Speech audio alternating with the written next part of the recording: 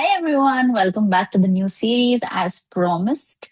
This is I mean the Inner Child Healing 100-day series has just gotten over yesterday, and today here I am with a new series for all of you. Now, this new, you know, idea has been inspired by my own childhood, where I remember reading a book on Panchatantra, right? And I was fascinated, right? Just fascinated by the story, animals and everything, and I think the biggest learning for me was like, how there is always a learning in the end, and like, what's the moral of the story. And I think that also always motivated me when I watched films, when I wrote something, when I read something, right? That's what I was always interested in. And so uh, recently when I've been doing, a lot of mentorships, and, I have various coaches, right? There is one mentor of mine. She's so well versed with like all sorts of stories, right? Spiritual stories. And sometimes I even ask her, can you just give me a story? Like this is what's going on. Do you have a story to tell me? Because I don't know, somehow I relate with it. I understand it better, right? And it makes much more sense to me in that sense, in that format, right? And if you look at my Instagram, I share a lot of stories as well. However, I've never made a video series around it, and it's always been, like I said, I've always been fascinated. So here I am with this new, uh,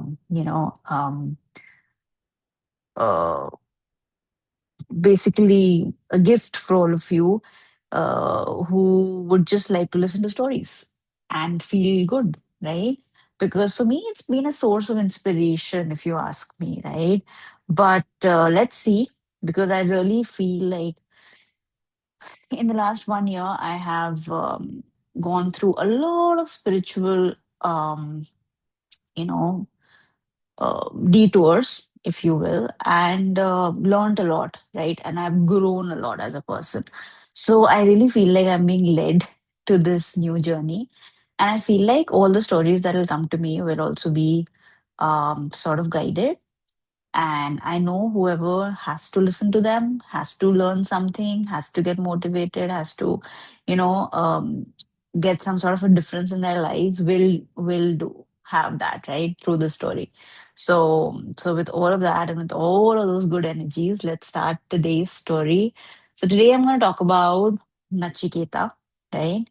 And and the story about him and Yama, right? Yama is the god of death, right? So Nachiketa is was this young fellow, okay, and he was very curious, and he always wanted to, you know, learn different things, understand things, right? And so one day, what happened was that, and he was also very deeply, I mean, he was deeply aware as well, right? So one day, his father was performing a ritual, right? Actually, it was a donation, right, that he was making, and it was part of a ritual. And Nachiketa noticed that his father was not really in the moment, right? Or he was not really aware of the moment. And and according to Nachiketa, one needs to be sort of like aligned and in integrity when they're doing a ritual, right? So during that donation ritual, his father was giving away very weak, or like very tired, and almost like mm, old, I think, cows or something like that, right? As part of the donation. And Nachiketa knew that, that was not right when it specifically was kind of a donation ritual, right? So he started prodding his father, and he asked his father, like, if you had to give me away, right? To whom will you give me? Right? And if you look at it, it was a deeper, question to kind of not check his father's integrity, but kind of to see if his father was aware, right, when he brought himself in the equation, right? However, the father was definitely not, being very aware in the moment. Instead, he was quite angry with what the with what Nachiketa was doing, right? So in anger, his father replied that I will give you to Yama, right? Yama is the god of death. And so for Nachiketa, integrity mattered a lot, right? And everything done in a ritual with that energy almost meant like a sankalp, right? So what he did was he took those words very seriously and he walked fearlessly to Yama's board, right? And but Yama was not there, right?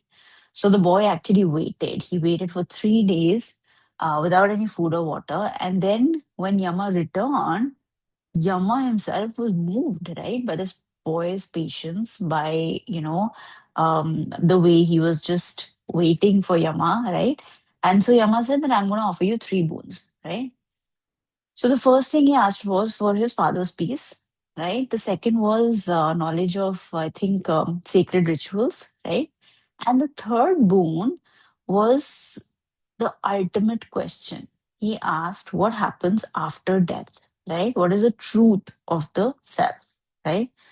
And then Yama hesitated a little bit, right? Instead, Yama was like, do you want something else, like, maybe a long life, riches, right? Power? And Achiketa said, no, right? These pleasures, they'll come and they'll go, it'll fade, right? Even the longest life ends, right? So give me only that knowledge which leads to the truth, right? And so because he had that clarity, right?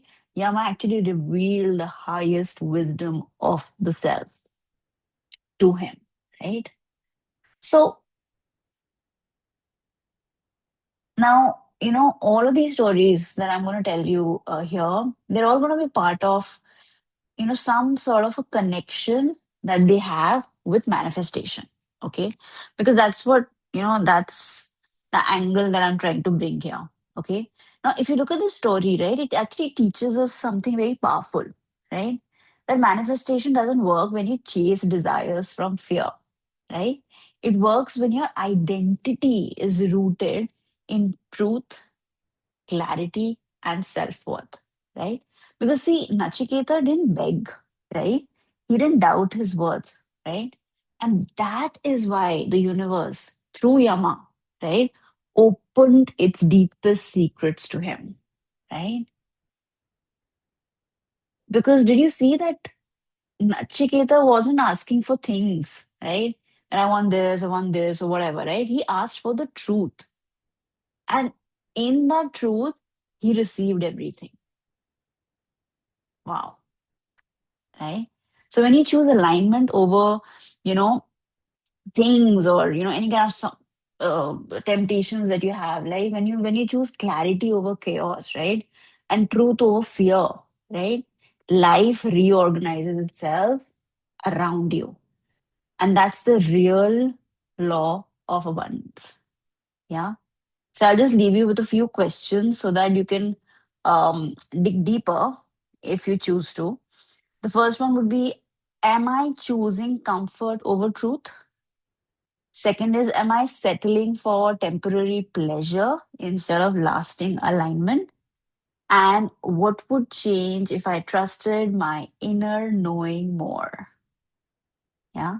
Because sometimes the delay in manifestation isn't punishment, it's actually protection. Yeah. Awesome. Thank you. I will come back again with another story and another learning. And I hope you enjoy this new series. I will see you again. Signing off, Anisha Dutt from Zaria Healings. Oops, I can't find. All right. Bye.